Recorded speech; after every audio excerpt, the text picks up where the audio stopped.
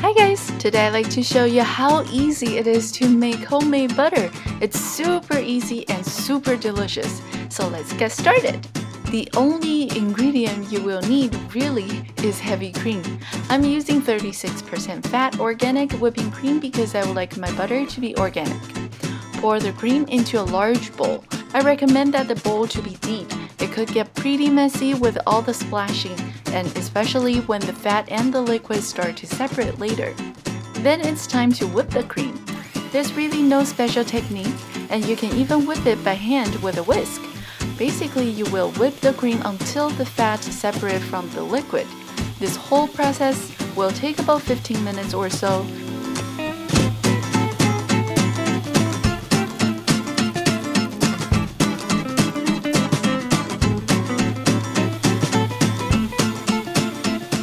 Start seeing the liquid, continue to whip for about another minute or two until more liquid comes out.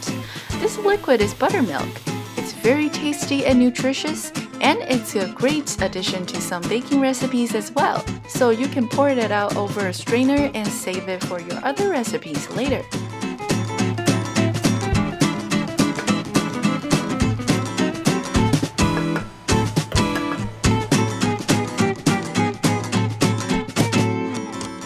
Prepare an ice bath and put the butter in.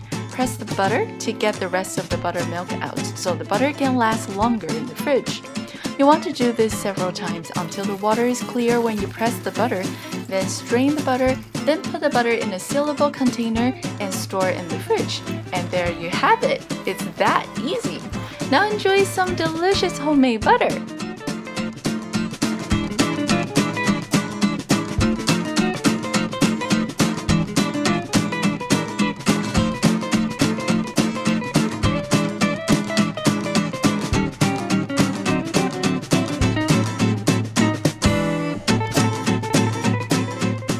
Hi guys! Thanks for watching today's video. I hope that you have enjoyed today's video on how to make butter. It's a wonderful thing to be able to make homemade butter because it's so simple, so easy, and more important, it's all natural and it tastes so delicious. It's unbelievable. I've already tried to make my own version of buttered chicken using this butter I made, and it is wonderful. So you guys definitely have to give this a try because I could not believe how easy it is to make butter when I first came across the recipe.